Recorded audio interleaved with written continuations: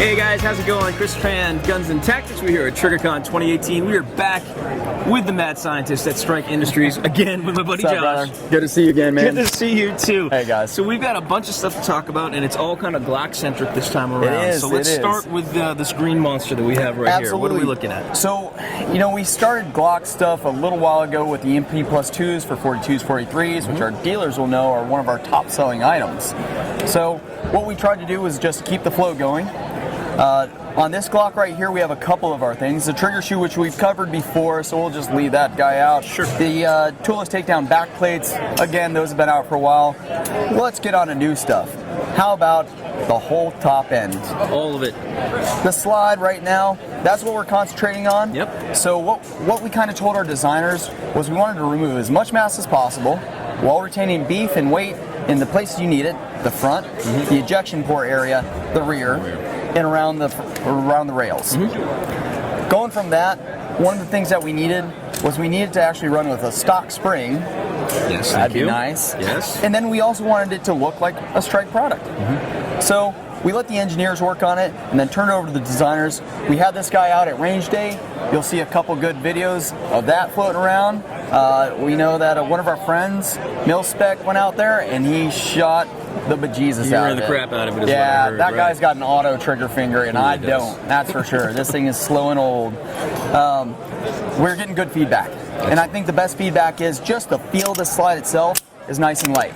So it moves, the action that it gives you kind of lightens the recoil just because you're not having so much mass run back and forth. Right. And that's always the magic formula people are trying to crack, right? Yeah. Like how much mass can I take off the slide, but all of a sudden now it's too light, I'm messing around with the recoil spring, right? And then things aren't working, or it's not sliding back in the battery well enough. It sounds like you go and unlock the formula with this. Yeah, I think one of the things that we identified is that sometimes we need to come up with an idea, and as crazy it might sound, spitball it out there, and then let our engineers have to deal with how to actually make it work, because, well, that's what they get paid for, not me. Exactly. So it's their problem. So what do we have going on? So the slide is yours. The slide? You guys have new sights, which are pretty interesting. Yeah, so the new sights, we have a ramp back that leads to a pin front with an interchangeable insert. Yeah. So on this insert right here, what you see is we have green in at the moment. If you remove your sight, bottom access, you can change that out. It's going to come with 4 different colors. So you're going to have the green, yellow, you're going to have the red, an opaque white, and an opaque black. So it allows you to change it up. That means if you get used to shooting one, you could change it, and now you have that surprise to the eye again that makes it fresh.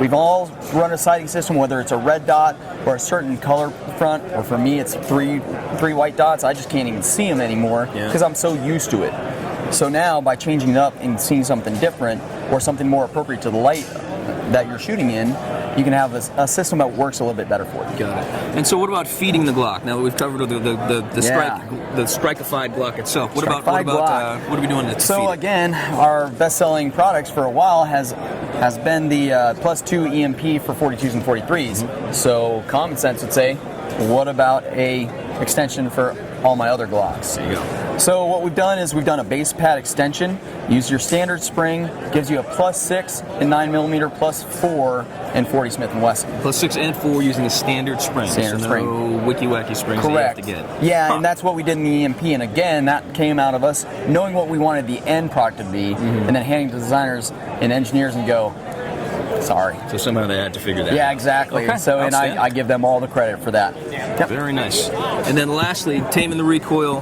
This is something that I had a chance to shoot, and I'm not a comp shooter, so this is kind of a new experience for me. But I thought this is a very, very unique comp. So explain the technology behind this one. Yeah. Okay. So our first Glock comp project that we worked on was actually meant for Gen 3s. And it just had happened that when we were building them up, Gen 4s went easier, so we released our Gen 4 comp. And then everyone said, where's the Gen 3? So over the last 2 years, we've been working on a comp. We've named it the Mass Driver. So what we've done with the Mass Driver, again, is a comp that doesn't attach to your barrel.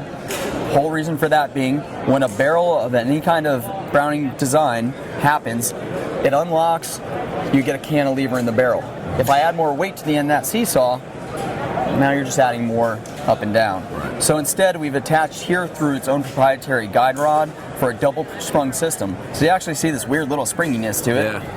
That's there on purpose. What it allows that to do is move freely, so you're not getting harsh impact onto the slide, you're not cracking your slide, but you're also getting the compensation value. That makes this 50 state legal as a comp.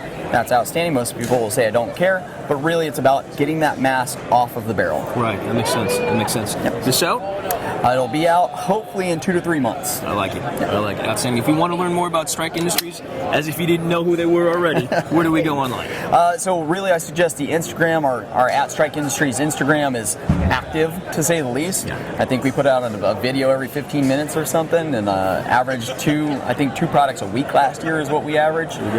You'll get to see all the good stuff. You'll get to see me being serious, Albert being goofy, and just the character of Strike Industries altogether. I think you could probably also see us at Guns and Tactics. Those guys tend to do a good job. We try to do what we can. I appreciate it. Not you, everybody else. I'm a hot Everybody mess. else. Everybody knows that. Guys, we appreciate you. Thank you for taking the time. Thank you for taking the time. Chris Tran, Guns and Tactics here at TriggerCon 2018. Thanks for tuning in, guys. Make sure you hit the like, share, and subscribe buttons. Hit that notification donger up on top, and we will get back with you as soon as we can for more content.